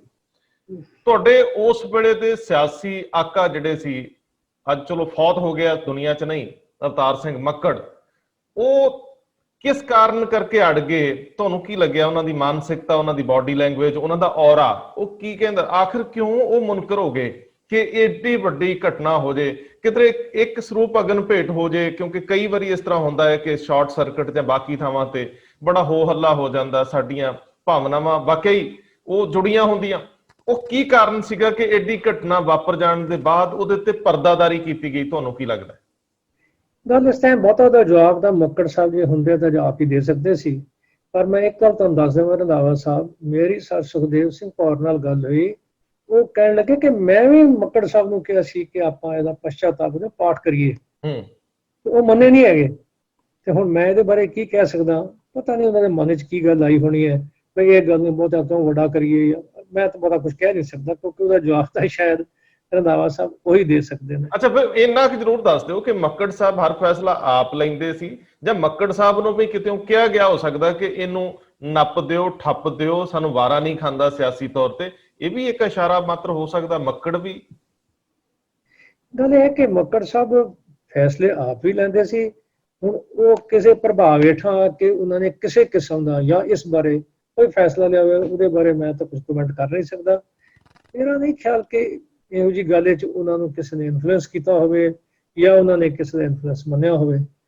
ਅੱਛਾ, ਮੈਂ ਅਗਲੀ ਗੱਲ ਜਿਹੜੀ ਹੁਣ ਇਹ ਤੁਸੀਂ ਇਹਨੂੰ ਨਿੱਜੀ ਵੀ ਲੈ ਸਕਦੇ ਹੋ ਤੇ ਨਿੱਜੀ ਨਹੀਂ ਵੀ ਲੈ ਸਕਦੇ, ਇਹ ਤੁਹਾਡੇ ਤੇ ਮੈਂ ਛੱਡਦਾ। ਫਿਰ ਇੱਕ ਗੱਲ ਆਉਂਦੀ ਹੈ ਕਿ ਜਿਹੜੇ ਇਹ ਸਿਆਸੀ ਲੋਕ ਹੁੰਦੇ ਆ, ਇਹ ਤਾਂ ਮੀਟਿੰਗ ਲਈ ਆਉਂਦੇ ਆ, ਵਿੱਚ ਵਾਰ ਆਉਂਦੇ ਆ, ਸਦਾ ਨਿੱਠ ਕੇ ਨਹੀਂ ਬੈਠਦੇ। ਇਹਨਾਂ ਨੇ ਕੋਈ ਰੋਜ਼ ਫਾਈਲਾਂ ਨਹੀਂ ਕੱਢਣੀਆਂ ਹੁੰਦੀਆਂ। ਇੱਕ ਪੀਏ ਲੱਗਿਆ ਹੁੰਦਾ ਜਿਹੜਾ ਗੱਡੀ 'ਚ ਵੀ ਕਢਾ ਲੈਂਦਾ, ਘਰੇ ਜਾ ਕੇ ਵੀ ਡਾਕ ਕਢਾ ਲਿਆਉਂਦਾ। ਮੁੱਖ ਜ਼ਿੰਮੇਵਾਰੀ ਤਾਂ ਜਿਹੜੇ ਉੱਥੇ ਬੈਠੇ ਪ੍ਰਬੰਧਕ ਹੈ, ਸਕੱਤਰ ਨੇ, ਚੀਫ ਸਕੱਤਰ, ਮੁੱਖ ਸਕੱਤਰ ਤੇ ਥੱਲੇ ਦੇ ਮੀਤ ਸਕੱਤਰ, ਐਡੀਸ਼ਨਲ ਸਕੱਤਰ, ਥੱਲੇ ਇੱਕ ਲੰਬੀ ਲਾਈਨ ਤਾਮਚਾਮ ਉਹਨਾਂ ਨੇ ਕਰਨਾ ਹੁੰਦਾ। ਪ੍ਰਬੰਧ ਵਿੱਚ ਕਿੱਥੇ ਊਣਤਾਈਆਂ ਤੁਹਾਨੂੰ ਤੁਰੰਤ ਲੱਗੀਆਂ ਸੀ ਕਿ ਇਹ ਜੋ ਕੁਝ ਵਾਪਰ ਗਿਆ? ਕਿਉਂਕਿ ਇਹ ਬਹੁਤ ਸੰਵੇਦਨਸ਼ੀਲ ਮਾਮਲਾ ਸੀ, ਬਹੁਤ ਸੈਂਸਿਟਿਵ ਮਾਮਲਾ ਸੀ। ਇੱਕ ਘਰ ਦੇ ਵਿੱਚ ਗੁਰੂ ਮਹਾਰਾਜ ਦਾ ਸਰੂਪ ਹੁੰਦਾ ਤੇ ਸਾਰੇ ਪਰਿਵਾਰ ਨੂੰ ਪਤਾ ਹੁੰਦਾ ਕਿ ਮਰਿਆਦਾ ਕਿਵੇਂ ਰੱਖਣੀ ਆ, ਅਸੀਂ ਕੀ ਕੀ ਇੱਥੇ ਆਪਣੇ ਆਪ ਤੇ ਪਾਬੰਦੀਆਂ, ਅਨੁਸ਼ਾਸਨ ਓੜਨੇ ਆ। ਰੰਧਾਵਾ ਸਾਹਿਬ, ਤੁਹਾਨੂੰ ਇੱਕ ਬੜੀ ਦਿਲਚਸਪ ਗੱਲ ਸੁਣਾਓ ਇਹਦੇ ਬਾਰੇ ਜੀ। ਜਦੋਂ ਮਹਾਰਾਜ ਦੇ ਸਰੂਪਾਂ ਬਾਰੇ ਇਹ ਘਟਨਾ ਨਹੀਂ ਸੀ ਹੋਈ, ਤੇ ਮੈਨੂੰ ਯਾਦ ਹੈ ਕਿ ਮੈਂ 2 ਵਾਰੀ ਗੁਰਦੁਆਰਾ ਰਾਮਸਰ ਦੇ ਵਿੱਚ, ਜਿੱਥੇ ਮਹਾਰਾਜ ਦੇ ਸਰੂਪਾਂ ਦੀ ਛਪਾਈ ਹੁੰਦੀ ਹੈ, ਜਿੱਥੇ ਉਹਨਾਂ ਦੀ ਬਾਈਂਡਿੰਗ ਹੁੰਦੀ ਹੈ ਤੇ ਜਿੱਥੇ ਉਹਨਾਂ ਨੂੰ ਇਕੱਠਾ ਕਰਕੇ ਆਰਾਮ ਨਾਲ ਸੰਭਾਲਿਆ ਜਾਂਦਾ, ਮੈਂ ਆਪ ਉੱਥੇ ਗਿਆ ਜੀ। ਇੱਕ ਵਾਰੀ ਮੇਰਾ ਸੈਕਟਰੀ ਵੀ ਸੀਗੇ, ਸ਼ਾਇਦ ਰੂਪ ਸਿੰਘ ਸੀਗੇ ਜਾਂ ਕੋਈ ਹੋਰ ਸੀਗਾ। ਮੈਂ ਬੜਾ ਹੈਰਾਨ ਹੋਇਆ ਕਿ ਜਿਹੜੀਆਂ ਕਾਤਰਾਂ ਨੇ, ਸਮਝੋ ਕਾਤਰਾਂ ਕੀ ਹੁੰਦੀਆਂ ਨੇ, ਜਦੋਂ ਕਟਿੰਗ ਕਰਦੇ ਆ ਤੇ ਕਾਗਜ਼ ਸਾਈਡ ਦਾ ਭੱਜ ਜਾਂਦਾ ਹੈ, ਉਹ ਕਾਤਰਾਂ ਇੱਕ ਥਾਂ ਤੇ ਢੇਰੀ ਇੰਝ ਪਈ ਸੀ, ਮਾਫ ਕਰਨਾ, ਜਿਵੇਂ ਕਿਸੇ ਥਾਂ ਤੇ ਕੂੜੇ ਦੀ ਢੇਰੀ ਪਈ ਹੁੰਦੀ ਹੈ ਜੀ। ਅੱਛਾ। ਉਸੇ ਕਮਰੇ ਦੇ ਵਿੱਚ, ਜਿਸ ਕਮਰੇ 'ਚ ਮਹਾਰਾਜ ਦਾ ਸਰੂਪ 1430 ਅੰਗ ਇਕੱਠੇ ਹੋ ਕੇ ਸੰਭਾਲੇ ਜਾਂਦੇ ਨੇ, ਜਾਂ ਉਹਨਾਂ ਦੀ ਸਟਿਚਿੰਗ ਹੁੰਦੀ ਹੈ ਜਾਂ ਬਾਈਂਡਿੰਗ ਹੁੰਦੀ ਹੈ ਜੀ। ਮੈਨੂੰ ਬੜਾ ਗੁੱਸਾ ਆਇਆ ਜੀ। ਮੈਂ ਕਿਹਾ ਵੀ ਅਸੀਂ ਤਾਂ ਨੱਕ ਰਗੜਦੇ ਰਹਿੰਦੇ ਹਾਂ, ਉਹਨਾਂ ਪ੍ਰਕਰਮਾਂ 'ਚ ਬੀਬੀਆਂ ਆਪਣੇ ਪੱਲੇ ਸਿਰ ਦੇ ਚੁੰਨੀ ਲਾ ਕੇ ਅੱਧੀ ਉਹਨੂੰ ਸਫਾਈਆਂ ਕਰਦੇ ਰਹਿੰਦੀਆਂ ਨੇ। ਇੱਥੇ ਕੋਈ ਗੁਰੂ ਘਰ ਦਾ ਪ੍ਰਕਾਸ਼ ਹੈ ਤੇ ਜਿੱਥੇ ਮਹਾਰਾਜ ਦਾ ਪ੍ਰਕਾਸ਼ ਇਹ ਛਪਦਾ ਪਿਆ ਹੈ, ਉੱਥੇ ਸਾਡੀ ਹਾਲਤ ਇਹ ਹੈ, ਕਿੰਨਾ ਮਾੜਾ ਹਾਲ ਹੈ। ਕੋਈ ਕਾਰਪੇਟ ਨਹੀਂ ਪਾਈ ਹੋਈ ਜਿੱਥੇ ਪੈਰ ਲੰਘ ਕੇ ਜੋੜੇ ਬਾਹਰ ਲਾ ਕੇ ਪੈਰ ਪੂੰਝ ਕੇ ਬੰਦਾ ਅੰਦਰ ਜਾਵੇ। ਜਿੱਥੇ ਰੰਧਾਵਾ ਸਾਹਿਬ, ਜਿੱਥੇ ਗੁਰੂ ਗ੍ਰੰਥ ਸਾਹਿਬ ਦੇ 1430 ਅੰਗ ਇਕੱਠੇ ਕਰਕੇ ਇੱਕ ਲੋਹੇ ਦੀ ਮੋਟੀ ਪਲੇਟ ਤੇ ਠਾ ਕਰਕੇ ਮਾਰਿਆ ਜਾਂਦਾ ਹੈ, ਮਾਫ ਕਰਨਾ, ਜਿਵੇਂ ਰਿਮ ਮਾਰੇ ਜਾਂਦੇ ਨੇ। ਮੈਂ ਕਿਹਾ ਇੱਥੇ ਖੂਬਸੂਰਤ ਜਿਹਾ ਸੋਹਣਾ ਵਾਈਟ ਚਿੱਟਾ ਜਿਹਾ ਕੱਪੜਾ ਪਾ ਲਓ, ਉਹਨੂੰ ਸਾਈਡ ਤੋਂ ਟਾਈਟ ਕਰ ਲਓ, ਕੱਪੜੇ ਉੱਤੇ ਇਹ ਕੰਮ ਕਰੋ ਜੇ ਕਰਨਾ ਹੀ ਹੈ ਤੁਸੀਂ ਤਾਂ। ਅੱਜ ਕਿਹੜਾ ਜ਼ਮਾਨਾ, ਤੁਸੀਂ ਲੋਹੇ ਉੱਤੇ ਮਹਾਰਾਜ ਦੇ ਸਰੂਪ ਨੂੰ ਠਾ ਕਰੀ ਜਾਂਦੇ ਹੋ। ਮੈਂ ਕਿਹਾ ਕਿ ਮੈਂ ਅੱਜ ਤੋਂ ਬਾਅਦ ਇਹ ਵੇਖ ਲਿਆ ਤਾਂ ਮੈਂ ਬੰਦੇ ਤੁਹਾਡੇ ਸਾਰੇ ਸਸਪੈਂਡ ਕਰ ਦੇਣੇ ਨੇ। ਅੱਛਾ, ਕੱਲ ਤੋਂ ਇਹ ਕੰਮ ਠੀਕ ਕਰੋ ਜੀ। ਗੁਰੂ ਦੀ ਕਿਰਪਾ ਹੋਈ, ਪਤਾ ਨੂੰ ਸਮਝ ਆ ਗਈ, ਸੋਝੀ ਆ ਗਈ। ਤੇ ਜਿਹੜੀਆਂ ਤੁਹਾਡੀਆਂ ਕਾਤਰਾਂ ਪਈਆਂ ਚੁੱਕ ਕੇ ਰੱਖੋ ਪਰਲੇ ਪਾਸੇ, ਇਹਦੇ 'ਚ ਇੱਕ ਵਾਲ ਪਾ ਦਿਓ। ਅਜੇ ਪੱਕੀ ਵਾਲ ਨਹੀਂ ਬਣਦੀ ਤਾਂ ਅਜੇ ਇੱਕ ਪਲਾਈ ਦੀ ਵਾਲ ਪਾ ਦਿਓ, ਤਾਂ ਕਿ ਉਹ ਤੁਹਾਨੂੰ ਨਜ਼ਰ ਨਾ ਆਵੇ। ਜਿਹੜਾ ਵੀ ਬੰਦਾ ਵੇਖਣ ਆਵੇ ਕਿ ਸਾਡੇ ਮਹਾਰਾਜ ਦੇ ਸਰੂਪ ਕਿਵੇਂ ਛਪਦੇ ਨੇ, ਕਿਵੇਂ ਸੰਭਾਲੇ ਜਾਂਦੇ ਨੇ, ਇਹਦਾ ਕਮ ਸੇ ਕਮ ਇਹ ਤਾਂ ਨਜ਼ਰ ਨਾ ਆਵੇ ਕਿ ਸਾਹਮਣੇ ਇਹਦੇ ਛੋਟੀ ਛੋਟੀ ਕਾਤਰਾਂ ਵੀ ਨਾਲ ਹੀ ਰੁਲਦੀਆਂ ਪਈਆਂ ਸਾਡੇ ਉੱਤੇ ਆ ਕੇ। ਤੀਜੀ ਗੱਲ ਜਿਹੜੀ ਤੁਸੀਂ ਹੈਰਾਨ ਹੋਵੋਗੇ ਜੀ, ਮੈਨੂੰ ਬੜੀ ਤਕਲੀਫ ਹੋਈ ਕਿ ਜਿਹੜੇ ਬੰਦੇ ਉੱਥੇ ਕੰਮ ਕਰਦੇ, ਗਰਮੀਆਂ ਦਾ ਮੌਸਮ ਸੀ, ਉਹਨਾਂ ਨੇ ਆਪਣੇ ਕੱਪੜਿਆਂ ਲਾ ਕੇ ਬੁਨੈਨਾਂ ਨਾਲ, ਕਛਹਿਰਿਆਂ ਨਾਲ ਬੈਠੇ ਹੋਏ ਤੇ ਲਾ ਕੇ ਕਿੱਲੀ ਤੇ ਟੁੰਗੇ ਹੋਏ ਸਾਹਮਣੇ ਨਜ਼ਰ ਆਉਂਦੇ ਪਏ। ਮੈਂ ਕਿਹਾ ਇਹ ਥਾਂ ਇਹੋ ਜਿਹੀ ਹੋਣੀ ਚਾਹੀਦੀ ਹੈ। ਤੁਹਾਨੂੰ ਆਪ ਕੋਈ ਸਮਝ ਨਹੀਂ, ਕੋਈ ਅਕਲ ਨਹੀਂ ਹੈਗੀ ਤੁਹਾਨੂੰ ਕਿਸੇ ਗੱਲ ਦੀ। ਆਪਾਂ ਮਹਾਰਾਜ ਦੇ ਕਮਰੇ ਦੇ ਵਿੱਚ ਧੂਪ ਜਗਾਉਂਦਾ ਇਸ ਕਰਕੇ ਨਹੀਂ ਕਿ ਧੂਪ ਇਸ ਕਰਕੇ ਕਿ ਐਟਮੋਸਫੀਅਰ ਚੰਗਾ ਹੋ ਜਾਏ। ਨਹੀਂ ਤੁਸੀਂ ਉੱਥੇ ਏਸੀ ਵਗੈਰਾ ਨਹੀਂ ਸੀ ਲਾ ਕੇ ਦਿੱਤੇ ਹੋਏ? ਕਿੱਥੇ ਸੀ ਏਸੀ ਲੱਗਾ ਹੋਇਆ ਸੀ ਜੀ। ਅੱਛਾ ਸਵਾਲ ਇਸ ਗੱਲ ਦਾ ਇਹ ਹੈਗਾ ਕਿ ਜੇ ਗਰਮੀ ਹੈਗੀ ਏ, ਐਡਾ ਵੱਡਾ ਹਾਲ ਹੈ, 2 ਏਸੀ ਭਾਵੇਂ ਲੱਗੇ ਵੀ ਸੀ, ਪਰ ਕੱਪੜੇ ਲਾਹ ਕੇ ਚੰਗੇ ਹੋਏ ਜੀ। ਮੈਂ ਜੋ ਵੀ ਨੇ ਮੇਰਾ ਕਹਿਣ ਦਾ ਮਤਲਬ ਉਹਨਾਂ ਸਾਰਾ ਕੁਝ ਵੇਖਿਆ, ਉਹਨਾਂ ਨੂੰ ਪੁਆਇੰਟ ਆਊਟ ਕੀਤਾ, ਉਹਨਾਂ ਦੇ ਇੰਚਾਰਜ ਨੂੰ ਬੁਲਾਇਆ ਕਿ ਤੂੰ ਰੱਬ ਦਾ ਵਾਸਤਾ ਹੈ, ਤੂੰ ਇਹਨਾਂ ਗੱਲਾਂ ਨਾਲ ਮੁੜ ਕੇ ਇਹੋ ਜਿਹੀ ਚੀਜ਼ਾਂ ਨਹੀਂ ਹੋਣੀਆਂ ਚਾਹੀਦੀਆਂ। ਉਹ ਜਦੋਂ ਤੋਂ ਇੰਪਰੂਵ ਨਹੀਂ ਹੋਈ, ਮੈਂ ਦੂਜੀ ਵਾਰੀ ਫੇਰ ਗਿਆ ਇਹ ਵੇਖਣ ਕਿ ਕਿਤੇ ਜੋ ਮੈਂ ਕਹਿ ਕੇ ਆਇਆ ਉਸ ਤੇ ਅਮਲ ਵੀ ਹੋਇਆ ਕਿ ਨਹੀਂ ਹੋਇਆ। ਸੋ ਮੇਰਾ ਕਹਿਣ ਦਾ ਮਤਲਬ ਸੀ ਇਹ ਸਾਰੇ, ਮੈਨੂੰ ਨਹੀਂ ਪਤਾ ਕਿ ਮੇਰੇ ਤੋਂ ਪਹਿਲਾਂ ਕਿੰਨੀ ਵਾਰੀ ਕੋਈ ਗਿਆ ਹੋਣਾ, ਜੇ ਗਿਆ ਤਾਂ ਕੁਝ ਜੋ ਮੈਂ ਪੁਆਇੰਟ ਆਊਟ ਕੀਤੀਆਂ ਨੇ ਜਾਂ ਜਿਹੜੀਆਂ ਮੈਂ ਦੱਸੀਆਂ ਨੇ ਉਹ ਦੱਸੀਆਂ ਜਾਂ ਨਹੀਂ ਦੱਸੀਆਂ, ਜਾਂ 3 ਸਾਲ ਦੇ ਦੌਰਾਨ ਸੀ ਕਿ ਕਿੰਨੀ ਵਾਰੀ ਕੋਈ ਬੰਦੇ ਗਏ ਨੇ ਜੀ। ਇੱਕ ਗੱਲ ਵੇਖੋ ਜੋ ਮੈਂ ਜ਼ਰੂਰ ਕਹਿਣੀ ਹੈ, ਜੇ ਇੱਕ ਅੰਤਰਿਮ ਕਮੇਟੀ ਨੇ ਇੱਕ ਫੈਸਲਾ ਕਰ ਦਿੱਤਾ ਹੈ ਕਿ ਮਹਾਰਾਜ ਦੇ ਸਰੂਪਾਂ ਦੀ ਛਪਾਈ ਹੁਣ ਆਪਾਂ ਕਿਸੇ ਹੋਰ ਜਗ੍ਹਾ ਤੇ ਜਾ ਕੇ ਜਗ੍ਹਾ ਬਣਾ ਕੇ ਕਰਨੀ ਹੈ, ਤੇ ਖਿਮਾ ਕਰਨਾ 3 ਸਾਲਾਂ ਵਿੱਚ ਅਸੀਂ ਕੋਈ ਜਗ੍ਹਾ ਨਹੀਂ ਲੱਭੀ ਹੈਗੀ। ਹੁਣ ਤਾਂ ਇਹ ਗੱਲ 2016 ਚ ਉੱਥੇ ਅੱਗ ਲੱਗੀ ਹੈ, ਅੱਜ 4 ਸਾਲ ਤੇ 2 ਮਹੀਨੇ ਹੋ ਗਏ ਨੇ, ਅੱਜ ਇਹ 4 ਸਾਲ 2 ਮਹੀਨੇ ਕੋਈ ਜਗ੍ਹਾ ਨਹੀਂ ਲੱਭੀ ਗਈ। ਅੱਛਾ ਸਕੱਤਰ ਸਾਹਿਬ ਮੈਨੂੰ ਇਹ ਦੱਸਿਓ ਹੁਣ ਤੁਸੀਂ, ਕਿਉਂਕਿ ਹੁਣ ਬਿਲਕੁਲ ਟੂ ਦਾ ਪੁਆਇੰਟ ਗੱਲ ਕਰਦੇ ਆ, ਜਦੋਂ ਇਹ ਅੱਗ ਲੱਗਣ ਦਾ ਵਾਕਿਆ ਆਉਂਦਾ ਹੈ ਉਦੋਂ ਤੁਸੀਂ ਮੁੱਖ ਸਕੱਤਰ ਸੀਗੇ, ਤੁਹਾਡੇ ਧਿਆਨ ਚ ਆਇਆ ਤੇ ਤੁਰੰਤ ਤੁਸੀਂ ਕੀ ਕੀਤਾ, ਜਾ ਕੇ ਕੀ ਦੇਖਿਆ, ਕਿੰਨੇ ਕੁ ਸਰੂਪ ਅਗਨ ਭੇਟ ਹੋਏ ਸੀਗੇ ਤੇ ਉਹਨਾਂ ਮਤਲਬ ਸਥਿਤੀ ਕੀ ਸੀ, ਕਿੰਨੇ ਕੁ ਸਰੂਪ ਪੂਰੇ ਅਗਨ ਭੇਟ ਹੋ ਗਏ ਸੀ, ਕਿੰਨੇ ਅਧੂਰੇ ਸੀਗੇ, ਕਿੰਨੇ ਪਾਣੀ ਦੀਆਂ ਵਾਛੜਾਂ ਨਾਲ ਖਰਾਬ ਹੋਏ, ਕਿਉਂਕਿ ਇਹ ਸਵਾਲ ਪੁੱਛਣ ਵਾਲੇ ਸੀਗੇ ਔਰ ਮੇਰਾ ਖਿਆਲ ਆ ਕਿ ਜਦੋਂ ਕਮੇਟੀ ਦੀ ਰਿਪੋਰਟ ਪੂਰੀ ਛਣ ਕੇ ਬਾਹਰ ਆਊਗੀ ਉਹਦੇ ਚ ਵੀ ਆਉਣਗੇ। ਇਸ ਤਰ੍ਹਾਂ ਜਦੋਂ ਗੁਰਦੁਆਰਾ ਮਹਾਰਾਜ ਸਰੂਪ ਅਗਨ ਭੇਟ ਹੋਏ ਉਸ ਵੇਲੇ ਐਗਜ਼ੈਕਟਿਵ ਕਮੇਟੀ ਦੀ ਮੀਟਿੰਗ ਸੀ ਤੇ ਅਸੀਂ ਸਾਰੇ ਇਹਦੀ ਤਿਆਰੀ ਤੇ ਬੈਠੇ ਸੀ। ਪਤਾ ਲੱਗਾ ਮੱਕੜ ਸਾਹਿਬ, ਅੰਤਰਿਮ ਕਮੇਟੀ ਦੇ ਕੁਝ ਮੈਂਬਰ, ਸੁਖਦੇਵ ਸਿੰਘ ਬਹੁਤ, ਅਸੀਂ ਸਾਰੇ ਉੱਥੇ ਗਏ ਉਸ ਵੇਲੇ ਗਿਆ ਜੀ। ਉਸ ਵੇਲੇ ਅੱਗ ਬੁਝ ਚੁੱਕੀ ਸੀ, 에ਅਰ ਕੰਡੀਸ਼ਨ ਸੜਿਆ ਪਿਆ ਸੀਗਾ ਜੀ, ਤੇ ਅਸੀਂ ਉਹਨਾਂ ਨੂੰ ਪੁੱਛਿਆ ਮੱਕੜ ਸਾਹਿਬ ਨੇ ਕਿ ਕਿੰਨੇ ਮਹਾਰਾਜ ਦੇ ਸਰੂਪ ਨੇ, ਉਹਨਾਂ ਨੇ ਕਿਹਾ ਜੀ 14 ਸਰੂਪ ਨੇ ਜਾਂ 15 ਸਰੂਪ ਨੇ ਜੀ। ਇਹ ਕਿਸੇ ਨੇ ਨਹੀਂ ਵੇਖਿਆ ਕਿ 14 ਨੇ ਜਾਂ 40 ਨੇ ਜਾਂ 35 ਨੇ, ਕਿੰਨੇ ਨੇ। ਮੈਂ ਕਿਹਾ ਕਿ ਜਿਹੜੇ ਪਾਣੀ ਦਾ ਵਾਛੜਾ ਪਿਆ, ਮੇਰਾ ਸਵਾਲ ਸੀ ਜੇ ਪਾਣੀ ਦਾ ਵਾਛੜਾ ਪਿਆ, ਕੁਝ ਮਹਾਰਾਜ ਦੇ ਸਰੂਪ ਪਾਣੀ ਦੇ ਵਾਛੜ ਨਾਲ ਵੀ ਖਰਾਬ ਹੋਏ ਉਹਨਾਂ ਨੇ। ਹਾਂਜੀ ਕੁਝ ਖਰਾਬ ਹੋਏ ਨੇ ਤੇ ਕੁਝ ਜਿਲਦਾਂ ਲਾ ਕੇ ਉੱਪਰਲੀਆਂ ਜਿਲਦਾਂ ਰਿਪਲੇਸ ਹੋ ਸਕਦੀਆਂ ਨੇ। ਮੈਂ ਕਿਹਾ ਬਹੁਤ ਚੰਗੀ ਗੱਲ ਹੈ ਜੀ। ਸੋ ਉਹਨਾਂ ਨੇ ਕਿਹਾ 14 ਸਰੂਪ ਨੇ, ਸਾਰੇ ਅਸੀਂ ਨਾਲ ਸੀਗੇ ਜੀ। ਇੱਕ ਗੱਲ ਯਾਦ ਰੱਖਿਆ ਜੀ, ਜਦੋਂ ਪ੍ਰਧਾਨ ਸਾਹਿਬ ਤੇ ਬਾਕੀ ਬੰਦੇ ਨਾਲ ਹੋ ਨਾ, ਤੁਸੀਂ ਲਿਮਟਿਡ ਜੀ ਗੱਲ ਹੀ ਕਰਦੇ ਹੋ ਵੀ ਜਿਹੜਾ ਤੁਹਾਡਾ ਮਨ ਚ ਆਉਂਦੀ ਹੈ, ਇਹ ਨਹੀਂ ਹੈ ਕਿ ਤੁਸੀਂ ਪ੍ਰੋਬਿੰਗ ਕਰਨ ਲੱਗ ਜਾਂਦੇ ਹੋ ਉੱਥੇ। ਉਹਨਾਂ ਨੇ 14-15 ਕਿਹਾ, ਇਹਨਾਂ ਸਾਰਿਆਂ ਨੇ 14-15 ਮੰਨ ਲਏ ਜੀ, ਇਹ ਐ ਸਿੰਪਲ ਹੈ। ਮੇਰੇ ਇੱਥੇ ਸਵਾਲ ਤੁਹਾਨੂੰ ਹੈ ਕਿ ਜੀ ਜੇ ਮੰਨ ਲਓ 40 ਵੀ ਹੁੰਦੇ ਜੀ ਇੱਕ ਮਿੰਟ ਨੂੰ, ਤੁਹਾਨੂੰ 40 ਕਹਿ ਦੇਣਾ ਚਾਹੀਦਾ ਸੀ, ਨਥਿੰਗ ਰੌਂਗ ਹੁੰਦਾ, ਕਹਿ ਦੇਣਾ ਚਾਹੀਦਾ। 40 ਸਰੂਪ ਤੁਸੀਂ ਆਪਣੇ ਟੋਟਲ ਸਟਾਕ ਚੋਂ ਲੈਸ ਕਰ ਦਿੰਦੇ ਵੀ ਇਹ ਸਰੂਪ ਅਗਨ ਭੇਟ ਹੋਏ ਨੇ। ਨਹੀਂ, ਪਰ ਸਕੱਤਰ ਸਾਹਿਬ ਨਾਲ ਹੀ ਸਵਾਲ ਜੁੜ ਜਾਂਦਾ ਹੈ ਕਿ ਸ਼੍ਰੋਮਣੀ ਕਮੇਟੀ ਕੋਲ ਮੈਨੂੰ ਵੀ ਪਤਾ ਹੈ ਕਿ ਇੰਟਰਨਲ ਆਡੀਟਰ ਵੀ ਹੈਗੇ ਆ, ਉਹਨਾਂ ਕੋਲ ਫਲਾਈਂਗ ਸਕੁਐਡ ਵੀ ਹੈ ਔਰ ਹਰ ਤਰ੍ਹਾਂ ਦੇ ਲੋਕ ਹੈ ਜਿਹੜਾ ਅਸੀਂ ਕੋਈ ਕਾਗਜ਼ ਖਰੀਦਦੇ ਆ, ਉਸ ਤੋਂ ਬਾਅਦ ਬਾਈਂਡਿੰਗ ਤੋਂ ਬਾਅਦ ਵੇਸਟੇਜ ਤੋਂ ਬਾਅਦ ਜਿੰਨੇ ਸਰੂਪ ਬਣਦੇ ਆ, ਇਹਦੀ ਇੱਕ ਨਿਰਧਾਰਤ ਹੋਊਗੀ ਮਾਤਰਾ। ਔਰ ਸਾਨੂੰ ਪਤਾ ਸੀ ਕਿ ਸਾਡੇ ਲੈਜਰ ਦੇ ਵਿੱਚ ਸਟਾਕ ਰਜਿਸਟਰ ਦੇ ਵਿੱਚ ਇੰਨਾ ਸਮਾਨ ਆਇਆ ਜਿਹੜਾ ਛਪਾਈ ਲਈ, ਔਰ ਇੰਨਾ ਅਸੀਂ ਉਹਨਾਂ ਨੂੰ ਯੂਜ਼ ਕਰ ਲਿਆ, ਇੰਨੇ ਗੁਰੂ ਮਹਾਰਾਜ ਦੇ ਸਰੂਪ ਹੋਂਦ ਵਿੱਚ ਆ ਗਏ ਆ। ਸੋ ਉਹਨੂੰ ਥੋਰੋਲੀ ਦੇਖਿਆ ਨਹੀਂ ਗਿਆ, ਕਿਉਂਕਿ ਬੜਾ ਸੌਖਾ ਸੀ, ਬੜਾ ਆਸਾਨ ਸੀ ਕਿ ਕਿੰਨੇ ਮਹਾਰਾਜ ਦੇ ਸਰੂਪ ਜਿਹੜੇ ਆ ਉਹ ਨੁਕਸਾਨੇ ਗਏ ਆ। ਜੇ ਉਹ ਸਾਰਾ ਡਾਟਾ ਜਿਹੜੀ ਤੁਹਾਡੀ ਉੱਥੇ ਕੈਸ਼ਬੁੱਕ ਵੀ ਹੋਊਗੀ, ਲੈਜਰ ਵੀ ਹੋਊਗੀ, ਸਟਾਕ ਰਜਿਸਟਰ ਵੀ ਹੋਊਗਾ, ਸਾਰਾ ਕੁਝ ਹੋਊਗਾ, ਫਿਰ ਉਹ ਤਾਂ ਬਹੁਤ ਇੱਕ ਦਿਨ ਦੀ, ਮੇਰੇ ਖਿਆਲ ਇੱਕ ਦਿਨ ਦੇ ਵਿੱਚ ਹੀ ਉਹ ਸਾਰਾ ਚੈੱਕ ਹੋ ਸਕਦਾ ਸੀ, ਜਿੰਨੇ ਤੁਹਾਡੇ ਬੰਦੇ ਤੇ ਇਤਰਾਰ ਹੁੰਦੇ ਆ, ਆਈਏ ਤੇ ਬਾਕੀ ਸਾਰੇ। ਬੇਨਤੀ ਹੈ ਜੀ ਕਿ ਸਾਡੇ ਉੱਥੇ ਸਿਸਟਮ ਹੈ ਜੀ ਇੰਟਰਨਲ ਆਡਿਟ ਦਾ, ਐਨੂਅਲ ਆਡਿਟ ਦਾ ਵੀ ਹੈ, ਸਾਡੀਆਂ ਬੈਲੈਂਸ ਸ਼ੀਟਾਂ ਵੀ ਬਣਦੀਆਂ ਰਹਿੰਦੀਆਂ ਨੇ ਜੀ। ਤੁਸੀਂ ਇੱਕ ਗੱਲ ਵੇਖੋ, ਜਿੰਨਾ ਕਾਗਜ਼ ਖਰੀਦਿਆ ਜਾਂਦਾ ਹੈ ਉਹਦੀ ਅਪਰੂਵਲ ਲਈ ਜਾਂਦੀ ਹੈ ਜੀ, ਉਹਦੀ ਅਪਰੂਵਲ ਲਈ ਜਾਂਦੀ ਹੈ, ਤੇ ਜਿਹੜੀ ਤੁਹਾਡੇ ਕੋਲ ਕਾਗਜ਼ ਪਿਆ ਪਲੱਸ ਜਿੰਨਾ ਕਾਗਜ਼ ਖਰੀਦਿਆ ਇਹਦਾ ਟੋਟਲ ਕਰ ਲਓ। ਜਿੰਨੇ ਮਹਾਰਾਜ ਦੇ ਸਰੂਪ ਛਪੇ ਨੇ, ਇੱਕ ਸਰੂਪ ਤੇ ਕਿੰਨਾ ਕਾਗਜ਼ ਲੱਗਦਾ ਹੈ ਪਲੱਸ ਦੀ ਵੇਸਟੇਜ, ਐਕਸੈਪਟੇਬਲ ਵੇਸਟੇਜ, ਉਹਨੂੰ ਐਡ ਕਰ ਲਓ ਤਾਂ ਤੁਹਾਨੂੰ ਬਾਕੀ ਕਾਗਜ਼ ਦੀ ਇਨਵੈਂਟਰੀ ਵੀ ਲੱਗ ਜਾਏਗੀ ਪਤਾ, ਤੇ ਕਿੰਨੇ ਸਰੂਪ ਛਪੇ ਨੇ ਉਸ ਸਾਲ ਉਹ ਵੀ ਲੱਗ ਜਾਏਗਾ ਪਤਾ। ਗੱਲ ਤਾਂ ਬੜੀ ਸਿੰਪਲ ਸਧਾਰਨ ਹੈ, ਇਹ ਕੋਈ ਰਾਕਟ ਸਾਇੰਸ ਤਾਂ ਹੈ ਨਹੀਂ ਜਿਹੜੀ ਕਿਸੇ ਨੂੰ ਆਮ ਸਮਝ ਨਹੀਂ ਆਉਂਦੀ, ਬੜੀ ਨਾਰਮਲ ਦੀ ਗੱਲ ਹੈਗੀ ਹੈ। ਕਦੀ ਕਿਸੇ ਇੰਟਰਨਲ ਆਡੀਟਰ ਨੇ ਕਦੀ ਕਿਸੇ ਰਿਪੋਰਟ ਦੇ ਵਿੱਚ ਇਹ ਨਹੀਂ ਲਿਖਿਆ ਕਿ ਸਾਡੀ ਇਨਵੈਂਟਰੀ ਠੀਕ ਹੈ ਕਾਗਜ਼ ਦੀ ਜਾਂ ਮਹਾਰਾਜ ਦੇ ਸਰੂਪਾਂ ਦੀ। ਦੇਖੋ ਸਾਡੇ ਕੋਲੋਂ ਕੋਈ ਸਿਗਨਲ ਕਿੱਥੋਂ ਆਏਗਾ, ਜਾਂ ਅੰਦਰੋਂ ਕੋਈ ਪਤਾ ਲੱਗੇ, ਜਾਂ ਇੰਟਰਨਲ ਆਡਿਟ ਰਿਪੋਰਟ ਹੋਵੇ, ਜਾਂ ਫਾਈਨਲ ਰਿਪੋਰਟ ਹੋਵੇ, ਕਿ ਜੀ ਜਦੋਂ ਬੈਲੈਂਸ ਸ਼ੀਟ ਬਣਦੀ ਹੈ ਸ਼੍ਰੋਮਣੀ ਗੁਰਦੁਆਰਾ ਪ੍ਰਬੰਧਕ ਕਮੇਟੀ ਦੀ ਸਭ ਵਿਭਾਗਾਂ ਦੀ, ਆਪਾਂ ਇਹ ਤਾਂ ਕਰ ਸਕਦੇ, ਇਹ ਤਾਂ ਕਰ ਲੈਂਦੇ ਆ ਜੀ ਆਪਾਂ ਵੀ ਖਰੀਦ ਕਿੰਨੀ ਹੋਈ, ਲੋਹਾ ਕਿੰਨਾ ਖਰੀਦਿਆ ਗਿਆ, ਸੀਮੈਂਟ ਕਿੰਨਾ ਖਰੀਦਿਆ ਗਿਆ, ਇਹ ਖਰੀਦਿਆ ਗਿਆ, ਇਹਦਾ ਆਡਿਟ ਵੀ ਹੈ। ਪਰ ਸਵਾਲ ਹੈ ਕਿਸੇ ਨੇ ਕੋਈ ਰਿਪੋਰਟ ਕੀਤੀ ਨਹੀਂ, ਤੇ ਮੈਂ ਮਹਿਸੂਸ ਕਰਦਾ ਜਦੋਂ ਰਿਪੋਰਟ ਕੋਈ ਨਹੀਂ ਹੋਈ ਇਹਦਾ ਮਤਲਬ ਹੈ ਸਭ ਕੁਝ ਉੱਥੇ ਠੀਕ ਹੀ ਹੋਣਾ। ਦੈਟਸ ਵਾਈ ਹੁਣ ਸਵਾਲ ਇੱਕ ਗੱਲ ਹੋਰ ਬੜਾ ਵੱਡਾ ਜੀ, ਤੁਸੀਂ ਇਸ ਰਿਪੋਰਟ ਨੂੰ ਸਿੰਘ ਸਾਹਿਬ ਨੇ ਜਿਹੜਾ ਪ੍ਰੈਸ ਰਿਲੀਜ਼ ਕੀਤਾ ਹੈ ਉਹਦੀਆਂ 2 ਲਾਈਨਾਂ ਲਿਖੀਆਂ ਨੇ ਜੀ। ਮੈਂ ਉੱਥੇ ਹੁਣਾ, ਪਰ ਮੈਨੂੰ ਇੱਕ ਸਵਾਲ ਵਿੱਚ ਰਹਿ ਜਾਣਾ ਜੀ, ਬਹੁਤ ਨਾਲ ਜੁੜਦਾ। ਸਰਦਾਰ ਸਾਹਿਬ, ਜਦੋਂ ਸ਼੍ਰੋਮਣੀ ਗੁਰਦੁਆਰਾ ਪ੍ਰਬੰਧਕ ਕਮੇਟੀ ਦੇ ਪ੍ਰਬੰਧ ਨੂੰ ਦੇਖੀਏ ਤੇ ਜੇ ਸਭ ਤੋਂ ਸੰਵੇਦਨਸ਼ੀਲ ਤੇ ਸਭ ਤੋਂ ਕੋਈ ਸਿਖਰ ਵਾਲਾ ਕੰਮ ਹੈ ਜਿਹਦੇ ਤੇ ਬਹੁਤ ਸ਼ਰਧਾ ਤੇ ਸਤਿਕਾਰ ਚਾਹੀਦਾ ਹੈ, ਤੇ ਉਹ ਮੇਰਾ ਖਿਆਲ ਆ ਉਹ ਗੁਰੂ ਮਹਾਰਾਜ ਨੇ, ਜਿਨ੍ਹਾਂ ਦੇ ਕਰਕੇ ਅਸੀਂ ਇਹ ਸ਼੍ਰੋਮਣੀ ਕਮੇਟੀ ਨਾਲ ਜੁੜੇ ਆ, ਗੁਰੂ ਘਰਾਂ ਨਾਲ ਜੁੜੇ ਆ, ਜਿਨ੍ਹਾਂ ਕਰਕੇ ਸਾਰੇ ਦੇ ਸਾਰੇ ਸਾਡੇ ਸਾਧਨ ਨੇ ਉਹ ਨੇ ਸ਼੍ਰੀ ਗੁਰੂ ਗ੍ਰੰਥ ਸਾਹਿਬ। ਤੇ ਜਿੱਥੇ ਸ਼੍ਰੀ ਗੁਰੂ ਗ੍ਰੰਥ ਸਾਹਿਬ ਦੀ ਛਪਾਈ ਹੋ ਰਹੀ ਆ, ਮਤਲਬ ਉਹ ਇੱਕ ਤਰ੍ਹਾਂ ਨਾਲ ਹੋਂਦ ਵਿੱਚ ਆਉਂਦੇ ਆ ਨਵੇਂ ਸਿਰਿਓਂ, ਉਹ ਸਭ ਤੋਂ ਪ੍ਰਾਥਮਿਕਤਾ ਤਰਜੀਹੀ ਕੰਮ ਹੋਣਾ ਚਾਹੀਦਾ ਕਿਸੇ ਵੀ ਸਕੱਤਰ ਲਈ, ਡਿਪਟੀ ਸਕੱਤਰ ਲਈ, ਐਡੀਸ਼ਨਲ ਸਕੱਤਰ ਲਈ।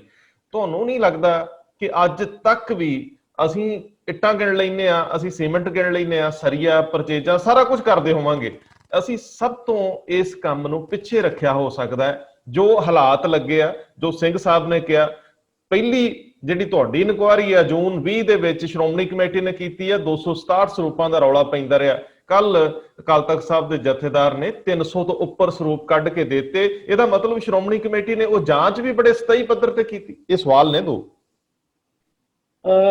ਇੱਕ ਗੱਲ ਤਾਂ ਤੁਹਾਡੀ ਬਿਲਕੁਲ ਠੀਕ ਹੈ। ਪਹਿਲੇ ਤੁਹਾਡੇ ਸਵਾਲ ਦੇ ਹਿੱਸੇ ਦਾ ਜਵਾਬ ਇਹ ਹੈ ਕਿ ਇਹ ਤਾਂ ਬਿਲਕੁਲ ਅਣਗਹਿਲੀ ਹੈ, ਇਹਦੇ ਵਿੱਚ ਕੋਈ ਸ਼ੱਕ ਹੀ ਨਹੀਂ ਹੈ। ਇਹਦੇ ਵਿੱਚ ਜਿਹੜੀ ਸਾਡੀ ਸਭ ਤੋਂ ਜ਼ਰੂਰੀ ਆਸਥਾ ਵਾਲੀ ਗੱਲ ਹੈ ਗੁਰੂ ਗ੍ਰੰਥ ਸਾਹਿਬ ਦੀ, ਉਹਦੇ ਬਾਰੇ ਇਹ ਅਣਗਹਿਲੀ ਰਹੀ ਹੈ। ਪਹਿਲੀ ਗੱਲ department the, number 1 internal auditor the, external auditor the, and ਸਾਡੇ ਉੱਪਰ ਜਿਹੜੇ ਅਧਿਕਾਰੀ ਸ਼੍ਰੋਮਣੀ ਕਮੇਟੀ ਵਿੱਚ ਬੈਠੇ ਨੇ, ਮੈਂ ਸਮਝਦਾ ਉਹਨਾਂ ਦੀ ਅਣਗਹਿਲੀ ਹੈ। ਤਾਂ ਇਹਨੂੰ ਆਪਾਂ ਨੂੰ ਸਭ ਨੂੰ ਓਨ ਕਰਨਾ ਚਾਹੀਦਾ। ਨੰਬਰ 2 ਅਸੀਂ ਦੂਜੀ ਗੱਲ ਇਹ ਆਖੀਏ ਕਿ ਜਿਹੜੀ ਸਾਡੀ ਹੁਣ ਇਨਕੁਆਇਰੀ ਹੋਈ ਹੈ ਮਈ ਜੂਨ 2020 ਦੇ ਵਿੱਚ, ਉੱਥੇ 267 ਸਰੂਪ ਨੇ, ਜਦੋਂ ਕਿ 328 ਸਰੂਪਾਂ ਦਾ ਵੇਰਵਾ ਜਿਹੜੀ ਪ੍ਰੈਜ਼ੈਂਟ ਇਨਕੁਆਇਰੀ ਕਮੇਟੀ ਜਿਹੜੀ ਸਾਰੀ ਈਸ਼ਰ ਸਿੰਘ ਐਡਵੋਕੇਟ ਦੀ ਪ੍ਰਧਾਨਗੀ ਹੇਠ ਹੋਈ, ਉਹਨੇ 328 ਸਰੂਪ ਹੈ।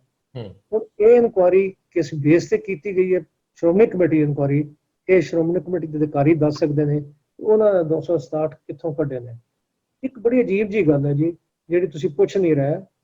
ਉਹਨਾਂ ਨੇ ਇਹ ਵੀ ਕਿਹਾ, ਮੈਨੂੰ ਈਸ਼ਰ ਸਿੰਘ ਵਰ ਜਦੋਂ ਮੇਰੇ ਕੋਲ ਆਏ ਸੀ, ਉਹਨਾਂ ਨੇ ਮੈਨੂੰ ਕਿਹਾ ਕਿ ਕਹਿੰਦੇ ਮੁੱਖ ਸਕੱਤਰ ਸਾਹਿਬ ਸਾਡੀ ਤਾਂ ਹਾਲਤ ਇਹ ਹੈ, ਉੱਥੇ ਪੈਨਸਲ ਨਾਲ ਸਭ ਕੁਝ ਲਿਖਿਆ ਪਿਆ ਹੈਗਾ। ਅੱਛਾ, ਉਹਨੇ ਮੈਨੂੰ ਦੱਸੀ ਇਹ ਗੱਲ, ਤੇ ਮੈਂ ਕਿਹਾ ਵੀ ਤੁਸੀਂ ਉਹ ਕਾਬੂ ਕਰ ਲਓ ਤੇ ਫਿਰ ਤੁਸੀਂ ਆਪਣੇ ਇੰਟਰਨਲ ਆਡੀਟਰ ਨੂੰ ਬੁਲਾ ਕੇ ਪੁੱਛ ਲਓ ਕਿ ਭਾਈ ਜੇ ਪੈਨਸਲ ਨਾਲ ਲਿਖਿਆ ਪਿਆ ਹੈ ਤੇ ਤੂੰ ਇਹਨੂੰ ਕੀ ਕੀਤਾ, ਇਹਦਾ ਤੂੰ ਕਿਤੇ ਆਪਣਾ ਨੋਟ ਦਿੱਤਾ ਹੈ ਕਿਤੇ? ਨਹੀਂ, ਪੈਨਸਲ ਨਾਲ ਤੇ ਅਲਾਉਡ ਹੀ ਨਹੀਂ ਹੁੰਦਾ। ਪੈਨਸਲ ਨਾਲ ਤੇ ਉਹ ਕੰਮ ਕਰੀਦਾ ਜਿਹਨੂੰ ਅਸੀਂ ਸੋਚਦੇ ਵੀ ਇਹਨੂੰ ਮਿਟਾ ਲਓ ਜਦੋਂ ਮਰਜ਼ੀ। ਇਹ ਗੱਲ ਮੈਂ ਤੁਹਾਨੂੰ ਤਾਂ ਦੱਸਦਾ ਪਿਆ ਕਿਉਂਕਿ ਮੈਨੂੰ ਸਰ ਈਸ਼ਰ ਸਿੰਘ ਨੇ ਆਪ ਦੱਸੀ ਇੱਥੇ ਆ ਕੇ ਗੱਲ। ਅੱਛਾ, ਹਾਂਜੀ। ਹੁਣ ਤੁਸੀਂ ਇਮੇਜਿਨ ਕਰੋ ਵੀ ਇਹ ਪੈਨਸਲ ਨਾਲ ਲਿਖਿਆ ਗਿਆ ਅਗਲਾ ਸਾਲ।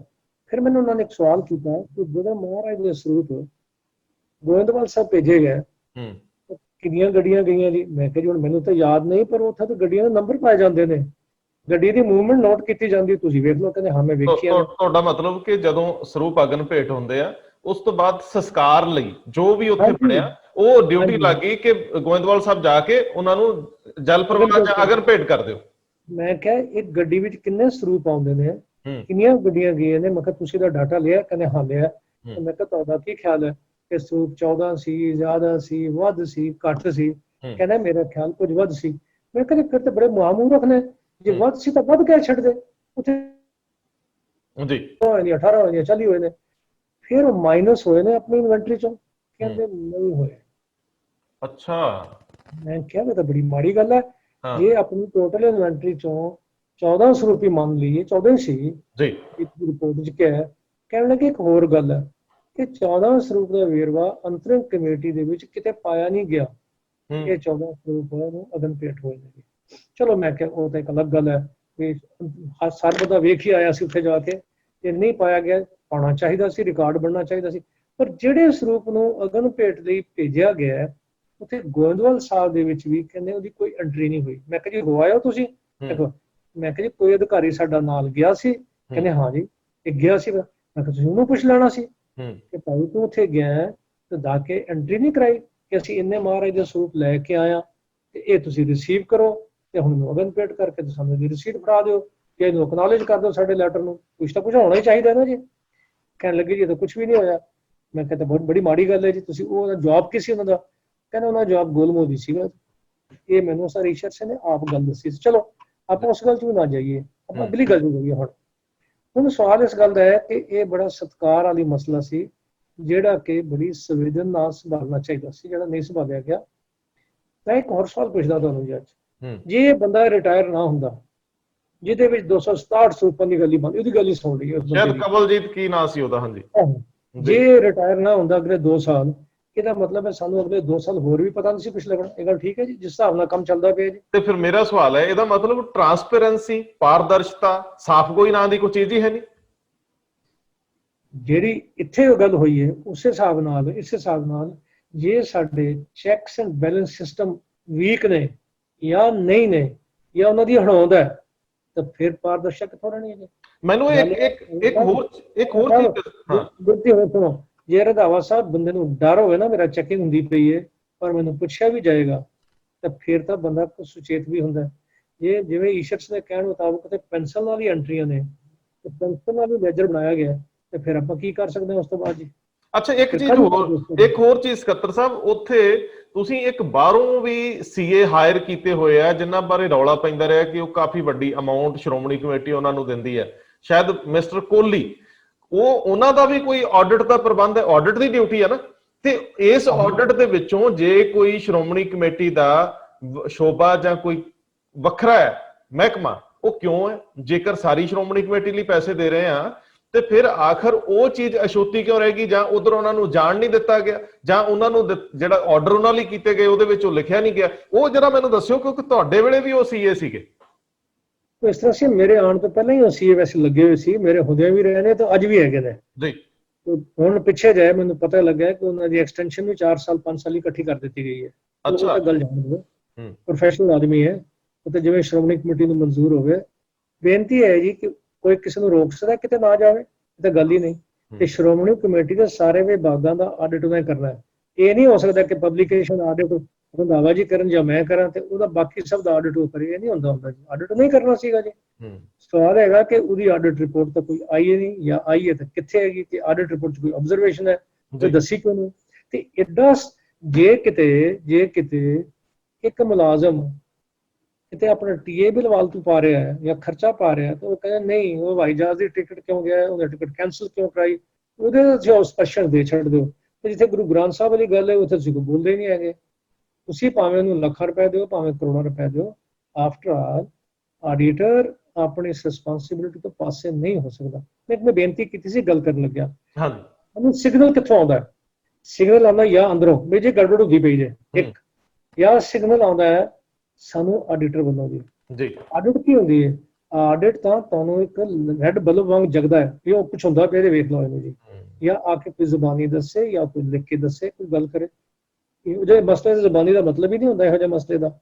ਮੇਰਾ ਕਹਿਣ ਦਾ ਮਤਲਬ ਹੈ ਕਿ ਆਡੀਟਰ ਇਸ ਰਿਸਪਾਂਸਿਬਿਲਿਟੀ ਤੋਂ ਪਾਸੇ ਨਹੀਂ ਹੋ ਸਕਦਾ। ਲੇਕਿਨ ਸਰਦਾਰ ਜੀ ਸਵਾਲ ਇਹ ਹੈ ਕਿ ਨਹੀਂ ਪਤਾ ਲੱਗਿਆ ਅਲੱਗ ਇਸ਼ੂ ਹੈ, ਜਦੋਂ ਪਤਾ ਲੱਗ ਗਿਆ ਕਿ ਅਸੀਂ ਸਰੂਪ ਜਿਹੜੇ ਨੇ ਉਹਨਾਂ ਨੂੰ ਗੋਇੰਦਵਾਲ ਸਾਹਿਬ ਜਾ ਕੇ ਅਗਨ ਭੇਟ ਵੀ ਕਰਾਏ, ਸੰਸਕਾਰ ਵੀ ਕਰਾਏ, ਉਸ ਤੋਂ ਬਾਅਦ ਅਸੀਂ ਸਾਰੇ ਕੁਝ ਨੂੰ ਪਰਦਾਦਾਰੀ 'ਚ ਰੱਖਣ ਦਾ ਯਤਨ ਕੀਤਾ।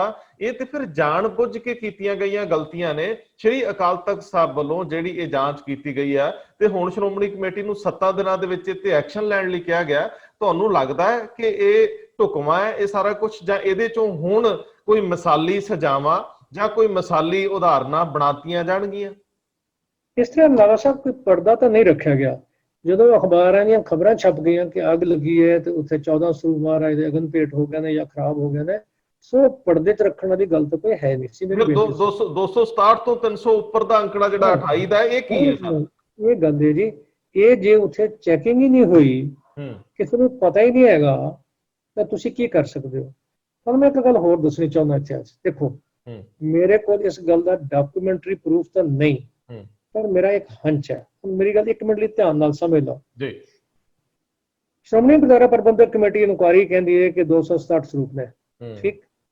ਸਰ ਈਸ਼ਰ ਸਿੰਘ ਦੀ ਇਨਕੁਆਰੀ ਕਹਿੰਦੀ ਹੈ ਕਿ 2013-14 ਤੇ 14-15 ਵਿੱਚ ਲੈਜਰ ਚੈੱਕ ਕਰਨ ਤੇ 18/8/2015 ਤੱਕ 328 ਸਰੂਪ ਹੈ। ਠੀਕ ਹੈ ਜੀ।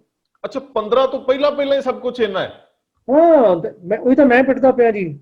ਹਾਂ ਤੁਸੀਂ ਉਹਦੇ ਪੜੋ ਸਿੰਘ ਸਾਹਿਬ ਦੀ ਪ੍ਰੈਸ ਸਟੇਟਮੈਂਟ ਪੜ੍ਹ ਲਓ, ਮੈਂ ਤਾਂ ਉੱਥੇ ਲਫ਼ਜ਼ ਬੋਲਦਾ ਸਾਰੇ। ਓਕੇ ਉਹ ਕਹਿੰਦੇ ਨੇ 2013 ਤੇ 14 ਵਿੱਚ ਲੈਜਰ ਚੈੱਕ ਕਰਨ ਤੇ 18/8/2015 ਤੱਕ ਗੁਰੂ ਗ੍ਰੰਥ ਸਾਹਿਬ ਦੇ 267 ਨਹੀਂ 328 ਸਰੂਪ ਨੇ। ਦੂਜੀ ਗੱਲ ਕੀ ਹੈ, ਜਿਹੜੀ ਵੇਸਟ ਹੈ ਉਹ ਵੇਸਟ ਘੱਟ ਲੱਗੀ ਹੈ, ਕਈ ਜ਼ਿਆਦਾ ਗਈ ਹੈ, ਉਸ ਨਾਲ ਹੋਰ ਸਰੂਪ ਛਾਪੇ ਗਏ ਨੇ, ਤਿਆਰ ਕੀਤੇ ਗਏ ਨੇ। ਕਿੱਥੇ ਗਏ? ਇੱਕ ਮਿੰਟ ਸੁਣ ਲਓ ਧਿਆਨ ਨਾਲ, ਬੜੀ ਇੰਪੋਰਟੈਂਟ ਗੱਲ ਹੈ ਜੀ। ਇਹਨਾਂ ਦੀ ਰਿਪੋਰਟ ਹੈ, ਇਹ ਦੋ ਗੱਲਾਂ ਨੇ ਜਿਸ ਤੇ ਬੇਸਡ ਕਰਦੀਆਂ। ਇਹ ਮੇਰਾ ਸਵਾਲ ਸਰ ਈਸ਼ਰ ਸਿੰਘ ਨੂੰ ਹੈ ਕਿ ਵੀ ਜੇ ਤਾਂ ਤੁਹਾਡੇ ਕੋਲ ਇਹਦੀ ਕੋਈ ਡਾਕੂਮੈਂਟਰੀ ਐਵੀਡੈਂਸ ਹੈ ਕਿ ਤੁਹਾਡੀ ਵੇਸਟ 4% ਹੋਈ ਹੈ ਜਾਂ 6% ਹੋਈ ਹੈ, ਕਿ ਜਿਹੜੀ 2% ਵੇਸਟ ਬਚੀ ਹੈ ਉਹਦੇ ਇਸ ਕਾਗਜ਼ ਦੇ ਇੰਨੇ ਸਰੂਪ ਛਪੇ, ਤਾਂ ਬੜੀ ਅੱਛੀ ਗੱਲ ਹੈ, ਤੁਹਾਡੇ ਕੋਲ ਕੋਈ ਡਾਕੂਮੈਂਟਰੀ ਪ੍ਰੂਫ ਹੈ ਜਾਂ ਕਿਸੇ ਸਟਾਫ ਦੀ ਕਨਫੈਸ਼ਨਲ ਸਟੇਟਮੈਂਟ ਹੈ, ਮੈਂ ਉਹਨੂੰ ਵੀ ਐਕਸੈਪਟ ਕਰ ਲਾਂਗਾ ਜੀ। ਠੀਕ ਹੈ ਨਾ ਜੀ। ਮੰਨ ਲਓ 267 ਸਰੂਪ ਨੇ ਤੇ 328 ਸਰੂਪ ਨੇ, ਜਿਸ ਗੱਲ ਦੀ ਮੇਰੇ ਮਨ 'ਚ ਹੋਰ ਤਕਲੀਫ ਹੈ ਜੀ, ਉਹ ਭਲੇ ਲੋਕੋ, ਜੇ ਇਹ ਗੱਲ ਠੀਕ ਹੈ ਸਰ ਈਸ਼ਰ ਸਿੰਘ ਦੀ ਰਿਪੋਰਟ ਮੁਤਾਬਕ ਜੀ, ਜੇ ਇਹ ਗੱਲ ਠੀਕ ਹੈ ਤਾਂ ਇਹ ਬੇਸਡ ਹੋਣੀ ਚਾਹੀਦੀ ਹੈ ਕਿਸੇ ਐਵੀਡੈਂਸ ਤੇ, ਡਾਕੂਮੈਂਟਰੀ ਐਵੀਡੈਂਸ ਜਾਂ ਕਿਸੇ ਬੰਦੇ ਦੀ ਸਟੇਟਮੈਂਟ ਜਿਹੜਾ ਉੱਥੇ ਹੈਗਾ ਵੀ ਹਾਂਜੀ ਇਹ ਸਰੂਪ ਛਾਪੇ ਨੇ ਮਹਾਰਾਜ ਜੀ, ਆਹ ਗਲਤੀ ਹੋਈ ਹੈ ਜਾਂ ਮੈਨੂੰ ਪਤਾ ਸੀ ਜੀ ਜਾਂ ਮੈਂ ਦੱਸਿਆ ਨਹੀਂ। ਤਾਂ ਇਸ ਤੋਂ ਵੱਡਾ ਜ਼ੁਲਮ ਕਿਹੜਾ ਹੋ ਸਕਦਾ ਹੈ ਕਿ ਤੁਸੀਂ ਗੁਰੂ ਗ੍ਰੰਥ ਸਾਹਿਬ ਦਾ ਸਰੂਪ ਪੇਟਾ ਆਪਣੇ ਜੇਬ 'ਚ ਪਾ ਲਈ ਹੈ ਤੇ ਤੁਸੀਂ ਜਮ੍ਹਾਂ ਨਹੀਂ ਕੀਤੀ। ਇਹ ਬੜਾ ਵੱਡਾ ਸਵਾਲ ਹੈ, ਬੜਾ ਵੱਡਾ ਸਵਾਲ ਹੈ। ਪਿੱਛੇ ਸਰਦਾਰ ਤਰਲੋਚਨ ਸਿੰਘ ਵੀ ਇਹ ਮਸਲਾ ਉਠਾ ਕੇ ਗਏ ਸੀ ਮੇਰੇ ਨਾਲ ਕਿ ਆਖਰ ਕਿਤੇ ਇੰਜ ਤਾਂ ਨਹੀਂ ਕਿ ਵੀਆਈਪੀਜ਼ ਨੇ ਜਾਂ ਵੀਵੀਆਈਪੀਜ਼ ਨੇ ਕਿਹਾ ਕਿ ਫਲਾਣੇ ਨੂੰ ਦੇ ਦਿਓ, ਫਲਾਣੇ ਨੂੰ ਦੇ ਦਿਓ, ਸਲਿੱਪ ਚਲੇਗੀ, ਅਸੀਂ ਰੱਖ ਲਈ, ਗੁਰੂ ਮਹਾਰਾਜ ਦਾ ਸਰੂਪ ਦੇ ਦਿੱਤਾ ਲੇਕਿਨ ਰਿਕਾਰਡ 'ਚ ਨਹੀਂ ਪਾਇਆ। ਹੁਣ ਤੁਸੀਂ ਮੈਨੂੰ ਇਹ ਦੱਸੋ ਕਿ ਵਿਧੀ ਵਿਧਾਨ ਤਾਂ ਜਿਹੜਾ ਤੁਹਾਡਾ ਹੈਗਾ ਕਿ ਪੰਜ ਸਿੰਘ ਸਾਹਿਬਾਨ ਹਲਕੇ ਦਾ ਮੈਂਬਰ, ਸ਼੍ਰੋਮਣੀ ਕਮੇਟੀ, ਤੁਹਾਡੀ ਧਰਮ ਪ੍ਰਚਾਰ ਕਮੇਟੀ ਦਾ ਜਿਹੜਾ ਤੁਹਾਡੇ ਧਰਮ ਪ੍ਰਚਾਰ ਦਾ ਇੱਕ ਪ੍ਰਚਾਰਕ, ਉਹ ਸਾਰੀਆਂ ਰਿਪੋਰਟਾਂ ਦੇ ਆਧਾਰ ਤੇ ਤੁਸੀਂ ਜਾਰੀ ਕਰਦੇ ਹੋ, ਫਿਰ ਇਹ 328 ਸਰੂਪ ਜਿਹੜੇ ਚਲੇ ਗਏ, ਅਜੇ ਹੋ ਸਕਦਾ ਉਸ ਤੋਂ ਬਾਅਦ ਜੇ ਆਈਏ ਤੇ ਕੀ ਹੋਇਆ ਇਹ ਜਾਂਚ ਦਾ ਵਿਸ਼ਾ ਨਹੀਂ ਮੇਰੇ ਖਿਆਲ ਅਜੇ, ਲੇਕਿਨ ਇੰਨੇ ਸਰੂਪ ਕਿੱਥੇ ਗਏ, ਕਿੰਨਾ ਹੱਥਾਂ 'ਚ ਗਏ, ਸੇਫ ਹੱਥਾਂ 'ਚ ਗਏ, ਮਰਿਆਦਾ ਵਾਲੇ ਹੱਥਾਂ 'ਚ ਗਏ, ਕਿੱਥੇ ਗਏ? ਦੋ ਬੇਨਤੀਆਂ ਨੇ ਇਹਦੇ ਬਾਰੇ ਜੀ। ਪਹਿਲਾਂ ਤੁਹਾਨੂੰ ਤੁਸੀਂ ਸਿਸਟਮ ਮੇਰੇ ਕੋਲ ਪੁੱਛਿਆ, ਉਹ ਸਿਸਟਮ ਕੀ ਹੁੰਦਾ ਜੀ? ਸਿਸਟਮ ਇਹ ਹੁੰਦਾ ਹੈ ਕਿ ਪ੍ਰਚਾਰਕ, ਧਰਮ ਪ੍ਰਚਾਰ ਕਮੇਟੀ ਦਾ ਸਥਾਪਿਤ ਕੀਤਾ ਹੋਇਆ ਪ੍ਰਚਾਰਕ, ਸ਼੍ਰੋਮਣੀ ਕਮੇਟੀ ਦੇ ਮੈਂਬਰ ਸਾਹਿਬਾਨ ਕਿਸੇ ਐਪਲੀਕੇਸ਼ਨ ਤੇ ਦਸਤਖਤ ਕਰਦੇ ਨੇ ਕਿ ਹਾਂ ਜੀ 2 ਸਰੂਪ ਦੇ ਦਿੱਤੇ ਜਾਣ ਜੀ। ਫਿਰ ਚੀਫ ਸੈਕਟਰੀ 2 ਸਰੂਪ ਵੱਧ ਤੋਂ ਵੱਧ ਦੇ ਸਕਦਾ ਹੈ ਜੀ। ਉਸ ਤੋਂ ਬਾਅਦ ਸਰੂਪ ਦੇਣੇ ਹੋਣ ਤਾਂ ਪ੍ਰਧਾਨ ਸਾਹਿਬ ਦੀ ਆਗਿਆ ਨਾਲ ਦਿੱਤੇ ਜਾਂਦੇ ਨੇ। ਜੇ ਮੰਨ ਲਓ ਸਾਡਾ ਹੀ ਕੋਈ ਆਪਣਾ ਗੁਰਦੁਆਰਾ ਛੋਟਾ, ਜੇ ਉਹਨੇ ਕਿਹਾ ਕਿ ਸਾਨੂੰ 5 ਸਰੂਪ ਚਾਹੀਦੇ ਨੇ ਤੇ ਪ੍ਰਚਾਰਕ ਨੇ ਵੀ ਲਿਖ ਦਿੱਤਾ ਹੈ, ਸ਼੍ਰੋਮਣੀ ਕਮੇਟੀ ਦੇ ਮੈਂਬਰ ਨੇ, ਤਾਂ ਫਿਰ ਚੀਫ ਸੈਕਟਰੀ 5 ਅਲਾਉ ਕਰਕੇ ਤੇ ਪ੍ਰਧਾਨ ਸਾਹਿਬ ਨੂੰ ਦੱਸਦਾ ਕਿ ਮੈਂ 5 ਦਿੱਤੇ ਨੇ, ਮੇਰੀ ਪਾਵਰ ਤੋਂ ਬਿਯੋਂਡ ਸੀਗਾ। ਪਰ ਜੇ ਸਾਡਾ ਛੋਟਾ ਜਿਹਾ ਆਪਣਾ ਗੁਰਦੁਆਰਾ, ਹੁਣ ਸਵਾਲ ਇਸ ਗੱਲ ਦਾ ਹੈਗਾ, ਅਸੀਂ ਲਿਖਦੇ ਹਾਂ ਸਾਹਿਬ ਕਿ ਪਿਛਲੇ ਜਿੰਨੇ ਸਾਲ ਮੈਂ ਰਿਹਾ ਤਾਂ ਫਿਰ 2 ਸਾਲ ਪੂਰੇ, ਮੈਂ ਕਦੀ ਕਿਸੇ ਨੂੰ ਭੇਟਾ ਰਹਿਤ ਇਜਾਜ਼ਤ ਨਹੀਂ ਦਿੱਤੀ। ਅੱਛਾ, ਭੇਟਾ ਲੈ ਕੇ ਸਰੂਪ ਦਿੱਤੇ, ਲਿਖਿਆ ਜਾਂਦਾ ਅੱਖਰ, ਇਹ ਨਹੀਂ ਕਿ ਸਰੂਪ ਦਿੱਤੇ ਜਾਣ, ਭੇਟਾ ਲੈ ਕੇ ਸਰੂਪ ਦਿੱਤੇ ਜਾਣ। ਹੁਣ ਸਵਾਲ ਇਸ ਗੱਲ ਹੈ ਕਿ ਪ੍ਰਧਾਨ ਸਾਹਿਬ ਬਿਨਾਂ ਭੇਟਾ ਦੇ ਅਲਾਉ ਕਰ ਸਕਦੇ ਨੇ। ਅੱਛਾ, ਕਿਸੇ ਨੂੰ ਅਲਾਉ ਕਰ ਸਕਦੇ ਨੇ, ਇਹ ਪ੍ਰਧਾਨ ਸਾਹਿਬ ਦੀ ਪ੍ਰੈਰੋਗੇਟਿਵ ਹੈ, ਉਹ ਕਰ ਸਕਦੇ ਨੇ ਜੀ। ਮੈਨੂੰ ਨਹੀਂ ਪਤਾ ਉਹਨਾਂ ਨੇ ਕਿਤਨੇ ਕੀਤੇ ਜਾਂ ਕਿਤਨੇ ਨਹੀਂ ਕੀਤੇ। ਇਹ ਜਾਂਚ ਦੇ ਵਿੱਚ ਆਇਆ ਹੋਊਗਾ ਫਿਰ ਕਿ ਇਹ ਜਿਹੜੇ ਸਰੂਪ ਗਏ ਨੇ ਇਹਨਾਂ ਨੂੰ ਕਿਹਨਾਂ ਦੇ ਕਹਿਣ ਤੇ ਦਿੱਤਾ ਗਿਆ, ਇਹ ਰਿਕਾਰਡ 'ਚ ਰੱਖਿਆ ਹੋਊਗਾ ਜੀ। ਮੇਰੀ ਬੇਨਤੀ ਹੈ ਜੀ ਕਿ ਜਦੋਂ 328 ਸਰੂਪ ਉਹ ਕਹਿੰਦੇ ਘੱਟ ਨੇ ਤਾਂ ਰਿਕਾਰਡ ਕਿਹੜਾ ਹੈ? ਹਾਂ, ਇਹ ਰਿਕਾਰਡ ਤੋਂ ਬਿਨਾਂ ਨੇ। ਕੀ ਗੱਲਾਂ ਕਰਦੇ ਹੋ? ਇਹ ਤਾਂ ਰਿਕਾਰਡ ਹੈ ਹੀ ਨਹੀਂ ਗੇ ਕਿਤੇ। ਜੇ ਉਹਨਾਂ ਦੀ ਰਿਪੋਰਟ ਮੈਂ ਸਰ ਈਸ਼ਰ ਸਿੰਘ ਨੇ ਵੀ ਪੁੱਛਿਆ, ਮੈਂ ਕਿਹਾ ਤੁਸੀਂ ਉਹ ਸਾਰੀਆਂ ਐਪਲੀਕੇਸ਼ਨਾਂ 2013, 14, 14, 15 ਦੀਆਂ ਵੇਖੀਆਂ ਜਿੱਥੇ ਅਪਰੂਵਲ ਦਿੱਤੀ ਗਈ ਹੈ, ਉਹ ਸਰੂਪ ਆਇਆ ਮਾਈਨਸ ਕੀਤੇ ਗਏ ਨੇ ਟੋਟਲ ਸਟਾਕ ਚੋਂ ਔਰ ਨਹੀਂ? ਕਹਿੰਦੇ ਜੀ ਵਾਹਿਗੁਰੂ ਵਾਹਿਗੁਰੂ ਆਖੋ। ਪਰ ਫਿਰ ਮੈਨੂੰ ਦੱਸੋ ਕਿ ਇਹਦੇ ਵਿੱਚ ਜਿਹੜਾ ਪਬਲਿਕੇਸ਼ਨ ਡਿਪਾਰਟਮੈਂਟ ਦਾ ਅਮਲਾ ਫੈਲਾ ਸੀ ਉਹ ਜ਼ਿੰਮੇਵਾਰ ਹੈ ਜਾਂ ਸਕੱਤਰ ਪੱਤਰ ਦੇ ਅਧਿਕਾਰੀ ਵੀ ਜ਼ਿੰਮੇਵਾਰ ਹੋ ਸਕਦੇ? ਮੈਂ ਕਿਹਾ ਜੀ ਅਮਲਾ ਫਮਲਾ ਪੂਰੀ ਤਰ੍ਹਾਂ ਜ਼ਿੰਮੇਵਾਰ ਹੈ, ਰਿਕਾਰਡ ਕੀਪਰ ਪੂਰੀ ਤਰ੍ਹਾਂ ਜ਼ਿੰਮੇਵਾਰ ਹੈ ਜੀ, 101% ਜ਼ਿੰਮੇਵਾਰ ਹੈ। ਪਹਿਲਾਂ ਸਭ ਤੋਂ ਪਹਿਲਾਂ ਜ਼ਿੰਮੇਵਾਰੀ ਹੋਈ ਨੇ, ਉਸ ਤੋਂ ਬਾਅਦ ਚੈਕਿੰਗ ਕਿਉਂ ਨਹੀਂ ਹੋਈ ਉਹ ਜ਼ਿੰਮੇਵਾਰ ਨੇ ਜੀ। ਮਾਫ ਕਰਨਾ, ਤੁਸੀਂ ਕਿਸੇ ਲੈਵਲ ਤੇ secretary level, chief secretary level ਤੇ ਲਿਆਓ ਕਿ ਤੁਹਾਡਾ you are lacking control, there is a dereliction of your control, I can understand to some extent, but ਅਸਲ ਜ਼ਿੰਮੇਵਾਰੀ ਕਿਹਦੀ ਹੈਗੀ? ਤੁਸੀਂ ਵੇਖੋ, ਮੈਂ ਨਹੀਂ ਕਹਿੰਦਾ ਕਿ ਕੋਈ ਭੱਜਦਾ ਜ਼ਿੰਮੇਵਾਰੀ ਤੋਂ। ਇੱਕ ਸੈਕਟਰੀ, ਇੱਕ ਡਿਪਾਰਟਮੈਂਟ ਦੇ 3 ਸੈਕਟਰੀ ਸੀ ਆਪਣੇ ਹੁੰਦੇ, ਕਿ ਮੈਂ ਚੀਫ ਸੈਕਟਰੀ ਸੀ, ਉਹਨਾਂ ਕੋਲ ਕਿੰਨੇ ਕਿੰਨੇ ਮਹਿਕਮੇ ਹੁੰਦੇ ਨੇ, ਕਿਤਨੇ ਕਿਤਨੇ 12,000 ਸਟਾਫ ਮੈਂਬਰ ਹੈ ਸਾਡੇ ਕੋਲ ਜੀ। ਸਾਡੇ ਕੋਲ 79 ਗੁਰਦੁਆਰੇ ਨੇ, 85 ਸੈਕਸ਼ਨ ਜਿਹੜੇ ਡਾਇਰੈਕਟਲੀ ਅੰਡਰ ਕੰਟਰੋਲ ਨੇ। ਉਸ ਤੋਂ ਬਿਨਾਂ 380 ਗੁਰਦੁਆਰੇ ਨੇ ਜਿਹੜੇ ਸੈਕਸ਼ਨ 87 ਦੇ ਇੱਥੇ ਲੋਕਲ ਕਮੇਟੀਆਂ ਤੇ ਇਨਡਾਇਰੈਕਟ ਕੰਟਰੋਲ ਸਾਡੇ ਕੋਲ ਹੈ। ਐਜੂਕੇਸ਼ਨ ਇੰਸਟੀਟਿਊਸ਼ਨ 69 ਤੁਹਾਡੇ ਸਕੂਲ ਨੇ, 39 ਤੁਹਾਡੇ ਕਾਲਜ ਨੇ, engineering college, medical college, Guru Granth Sahib university, Alva ਫਲਵਾ ਹੋਰ ਤੁਹਾਡੇ ਕਿੰਨਾ ਕੁਛ ਹੈ। ਮੇਰਾ ਕਹਿਣ ਦਾ ਮਤਲਬ ਹੈ ਜੇ ਆਪਾਂ ਉਹਨੂੰ ਕਹੀਏ ਕਿ ਉਹ ਜਾ ਕੇ ਇਨਵੈਂਟਰੀ ਚੈੱਕ ਕਰਕੇ ਆਉਂਦੇ ਤਾਂ ਇਹ ਸ਼ਾਇਦ ਪੋਸੀਬਲ ਉਹਨਾਂ ਲਈ ਵੀ ਨਾ ਸੀ। ਠੀਕ ਹੈ ਜੀ, ਮੇਰੀ ਬੇਨਤੀ ਹੈ। ਮੇਰਾ ਕਹਿਣ ਦਾ ਮਤਲਬ ਹੈ ਕਿ ਜ਼ਿੰਮੇਵਾਰੀ ਤਾਂ ਉਸ ਸਟਾਫ ਦੀ ਆਉਂਦੀ ਹੈ, 100% ਆਉਂਦੀ ਹੈ। ਪਰ ਤੀਜੀ ਗੱਲ, ਮੇਰਾ ਹੋਰ ਸਵਾਲ ਹੈ ਜੀ, ਮੈਂ ਤਾਂ ਉਸ ਬੰਦੇ ਨੂੰ ਜਾਣਦਾ ਹੀ ਨਹੀਂ ਜਿਹੜਾ ਕਮਲਜੀਤ ਸਿੰਘ ਬੇਂਸ ਰਿਟਾਇਰ ਹੋਇਆ ਹੈ। ਮੈਂ ਪੁੱਛਣਾ ਚਾਹੁੰਦਾ ਕਿ ਤੈਨੂੰ ਅੱਜ ਹੀ ਉਤਰੀ ਤੇਰੇ ਦਿਮਾਗ 'ਚ ਗੱਲ ਕਿ 267 ਕੱਢਨੇ, ਮੇਰੇ ਕੋਲ ਪੈਸੇ ਲੈ ਲਓ, ਤੇ ਤੂੰ ਕਿੰਨੇ ਸਾਲ ਦਾ ਬੈਠਾ, ਤੂੰ ਪਹਿਲਾਂ ਕਦੋਂ ਮਰਿਆ ਕਿ ਮੇਰੇ ਘੱਟ ਹੈਗੇ ਨੇ ਜੀ? ਮੈਂ ਤਾਂ ਆਈ ਹੋਲਡ ਹਿਮ ਫਸਟ, ਹਿਮ ਰਿਸਪੌਂਸਿਬਲ, ਦੈਨ ਬਾਕੀ ਫਿਰ ਇੰਚਾਰਜ ਉਸਨਾ ਆਈ ਹੋਲਡ ਹਿਮ ਰਿਸਪੌਂਸਿਬਲ ਜੇ ਮੇਰਾ ਵਾਸ ਹੋਵੇ। ਇਹ ਸਕੱਤਰ ਸਾਹਿਬ ਤੁਸੀਂ ਬਹੁਤ ਡਿਟੇਲ 'ਚ ਸਾਰਾ ਕੁਝ ਕਿਹਾ। ਚਲੋ ਵੇਟ ਕਰਦੇ ਆ। ਤੁਸੀਂ ਤਾਂ ਮੇਰੇ ਖਿਆਲ ਤੁਹਾਨੂੰ ਤਾਂ 18 ਤਰੀਕ ਸ਼ਾਇਦ ਮਿਲੀ ਹੈ ਸਤੰਬਰ ਦੀ, ਉਸ ਤੋਂ ਪਹਿਲਾਂ 7 ਦਿਨ 'ਚ ਸ਼੍ਰੋਮਣੀ ਕਮੇਟੀ ਨੇ ਫੈਸਲੇ ਲੈਣੇ ਆ। ਅਸੀਂ ਇਹਨਾਂ ਫੈਸਲਿਆਂ ਤੋਂ ਬਾਅਦ ਇੱਕ ਵਾਰੀ ਫਿਰ ਇਸੇ ਵਿਸ਼ੇ ਤੇ ਜੁੜਾਂਗੇ। ਔਰ ਇਹ ਤਕਲੀਫ ਇਸ ਕਰਕੇ ਹੁੰਦੀ ਹੈ ਕਿ ਜਦੋਂ ਗੁਰੂ ਘਰ ਦੇ ਵਿੱਚ ਕੋਈ ਸ਼ਰਧਾ ਨਾਲ 10 ਰੁਪਏ, 100 ਰੁਪਇਆ, 500 ਰੁਪਇਆ ਅਰਪਿਤ ਕਰਦਾ ਹੈ ਤੇ ਉਹਦੀ ਇਹ ਇੱਛਾ ਹੁੰਦੀ ਹੈ ਕਿ ਬਹੁਤ ਚੰਗੀ ਜਗ੍ਹਾ ਤੇ ਲੱਗਣੇ ਨੇ ਪੈਸੇ, ਇਹ ਗੁਰੂ ਦੀ ਨਜ਼ਰ ਦੇ ਵਿੱਚ ਨੇ ਤੇ ਮੈਂ ਗੁਰੂ ਪ੍ਰਤੀ ਆਪਣਾ ਦਸਵੰਧ ਜਾਂ ਜੋ ਵੀ ਉਹਦੀ ਸ਼ਰਧਾ ਹੁੰਦੀ ਦੇ ਕੇ ਚੱਲਿਆ। ਉਸ ਤੋਂ ਬਾਅਦ ਉਹਦੇ ਤੁਸੀਂ ਕਸਟੋਡੀਅਨ ਬਣ ਜਾਂਦੇ ਹੋ, ਤੁਸੀਂ ਰਾਖੇ ਬਣ ਜਾਂਦੇ ਹੋ, ਤੁਸੀਂ ਹੀ ਜ਼ਿੰਮੇਵਾਰ ਹੁੰਦੇ ਹੋ। ਲੋਕ ਕਹਿੰਦੇ ਆ ਕਿ ਅਸੀਂ ਤੁਹਾਨੂੰ ਦੂਜੀ ਜਗ੍ਹਾ ਰੱਬ ਦੇ ਘਰ 'ਚ ਬੈਠਿਆਂ ਦੇਖਦੇ ਹਾਂ ਕਿ ਸਭ ਤੋਂ ਇਮਾਨਦਾਰ ਤੇ ਪਵਿੱਤਰ ਰੂਹ ਆਓ, ਜੇ ਉੱਥੇ ਪਾਰਦਰਸ਼ਤਾ ਨਾ ਹੋਵੇ ਤਕਲੀਫ ਹੁੰਦੀ। ਬੇਨਤੀ ਹੈ, ਇੱਕ ਬੇਨਤੀ ਕਰ ਲਵਾਂ ਜੀ ਜਾਂਦੇ ਜਾਂਦੇ ਜੀ। ਮੈਂ ਇੱਕ ਨਾ ਰੰਧਾਵਾ ਸਾਹਿਬ ਇਸ ਟੌਪਿਕ ਨਾਲ ਕਨੈਕਟਡ ਤਾਂ ਨਹੀਂ, ਇੱਕ ਕਿਤਾਬ ਲਿਖੀ ਜੀ ਕਿ ਸ਼੍ਰੋਮਣੀ ਗੁਰਦੁਆਰਾ ਪ੍ਰਬੰਧਕ ਕਮੇਟੀ ਦੀ ਵਰਤਮਾਨ ਸਥਿਤੀ। ਹਾਂਜੀ, ਮੈਂ ਪੜ੍ਹੀ ਹੈ ਜੀ, ਮੈਂ ਪੜ੍ਹੀ ਹੈ। ਹਾਂਜੀ, ਪੰਥ ਦੇ ਵਿਚਾਰ ਹਿੱਤ ਜੀ। ਉਹਦੇ ਵਿੱਚ ਇਹ ਮੈਂ ਬਹੁਤ ਸਾਰੀਆਂ ਗੱਲਾਂ ਲਿਖੀਆਂ ਕਿ ਕੀ ਪਰਚੇਜ਼ਸ ਕੀ ਹੈ, ਡਿਸਟ੍ਰੀਬਿਊਸ਼ਨ 'ਚ ਕਿਵੇਂ ਹੈ ਜੀ, ਪ੍ਰਬੰਧ ਕਿਵੇਂ ਹੈ, ਪੋਲੀਟੀਸ਼ੀਅਨ ਦਾ ਦਖਲ ਕਿਵੇਂ ਹੈ, ਸ਼੍ਰੋਮਣੀ ਕਮੇਟੀ ਦੇ ਪ੍ਰਧਾਨ ਦੇ ਜਥੇਦਾਰਾਂ ਸਾਹਿਬ ਨਾਲ ਸੰਬੰਧ ਕਿਵੇਂ ਨੇ, ਹੋਰ ਕਿਹੜੇ ਕਿਹੜੇ ਮਸਲੇ ਆਏ, ਇਹਨਾਂ ਬਾਰੇ ਆਪਾਂ ਲਿਖਿਆ ਦੇ ਬਾਰੇ ਜੀ। ਯਕੀਨ ਕਰਿਆ ਜੀ, ਸ਼੍ਰੋਮਣੀ ਕਮੇਟੀ ਦੇ ਕਈ ਅਧਿਕਾਰੀਆਂ ਨੂੰ ਬੜੀ ਤਕਲੀਫ ਹੋਈ ਔਰ ਕਈ ਬੰਦੇ ਟੀਵੀ ਚੈਨਲਾਂ ਤੇ ਵੀ ਆ ਕੇ ਸਿੱਧਾ ਜੀ ਆਪ ਉਹਨੇ ਫਿਰ ਕੁਝ ਨਹੀਂ ਕੀਤਾ, ਫਿਰ ਕਰ ਲੈਂਦੇ ਨਾ, ਆਪ ਹੀ ਕਰ ਲੈਂਦੇ। ਉਹ ਭਲੇ ਲੋਕੋ, ਮੈਂ ਤਾਂ ਹਰ ਚੀਜ਼ ਦਾ ਡਾਕੂਮੈਂਟਰੀ ਪ੍ਰੂਫ ਦਿੱਤਾ, ਜਿੰਨਾ ਕਿ ਮੈਥੋਂ ਹੋ ਸਕਿਆ ਮੈਂ ਕੀਤਾ। ਮੈਂ ਨਹੀਂ ਕਹਿੰਦਾ ਕਿ ਮੈਂ ਅੱਜ ਇਸ ਚੈਨਲ ਰਾਹੀਂ ਕੋਈ ਜਸਟੀਫਾਈ ਨਹੀਂ ਕਰਦਾ ਪਿਆ। ਮੈਂ ਕਹਿੰਦਾ ਤੁਸੀਂ ਗੁਰੂ ਗ੍ਰੰਥ ਸਾਹਿਬ ਦੇ ਸਰੂਪਾਂ ਦੀ ਛਪਾਈ ਤੇ ਉੱਥੇ ਘੱਟ ਹੋਣੇ, ਇਹਦੇ ਬਾਰੇ ਅੱਜ ਬਹੁਤ ਵੱਡਾ ਅਹਿਮ ਮਸਲਾ ਹੈ। ਖਿਮਾ ਕਰਨਾ, ਦੂਜੇ ਮਸਲੇ ਕੁਦਰਤੀ ਗੱਲ ਹੈ, ਘੱਟ ਅਹਿਮੀਅਤ ਵਾਲੇ ਨੇ, ਪਰ ਉਹ ਵੀ ਵਿਚਾਰਨ ਵਾਲੇ ਨੇ। ਕਿਰਪਾ ਕਰਕੇ ਮੈਂ ਪ੍ਰਧਾਨ ਸਾਹਿਬ ਨੂੰ ਕਿਹਾ ਟੈਲੀਫੋਨ ਤੇ, ਮੈਂ ਕਿਹਾ ਪ੍ਰਧਾਨ ਸਾਹਿਬ ਅੱਗੇ ਤਾਂ ਕਦੀ ਕਦੀ ਆਪਾਂ ਟੈਲੀਫੋਨ ਤੇ ਗੱਲ ਕਰ ਲੈਂਦੇ ਸੀ ਪ੍ਰੈਜ਼ੈਂਟ ਪ੍ਰਧਾਨ ਸਾਹਿਬ ਨੂੰ, ਤੇ ਹੁਣ ਤਾਂ ਤੁਸੀਂ ਕੀ ਗੱਲ ਨਾਰਾਜ਼ ਹੋ ਗਏ ਜੇ ਮੈਂ ਕਿਤਾਬ ਲਿਖੀ? ਕਿਤਾਬ ਤਾਂ ਮੈਂ ਮਾੜੀ ਨਹੀਂ ਲਿਖੀ ਹੈਗੀ, ਇਹ ਕਿਤਾਬ ਤਾਂ ਤੁਸੀਂ ਬੜੀ ਚੰਗੀ ਲਿਖੀ ਹੈ। ਹਾਸੇ 'ਚ ਕਹਿੰਦੇ ਨੇ ਤੁਸੀਂ ਵਿਰੋਧੀਆਂ ਨਾਲ ਜਾ ਕੇ ਬਹਿ ਗਏ ਹੋ। ਅੱਛਾ। ਮੈਂ ਹੱਸ ਪਿਆ ਜੀ। ਮੈਂ ਕਹਿ ਰਹੀ ਅੱਗੇ ਤੁਹਾਡੇ ਮਿੱਤਰ ਸੀ, ਹੁਣ ਤੁਹਾਡੇ ਵਿਰੋਧੀ ਹੋ ਗਏ ਨੇ, ਤੁਸੀਂ ਫਿਰ ਇਕੱਠੇ ਹੋ ਜਾਣਾ।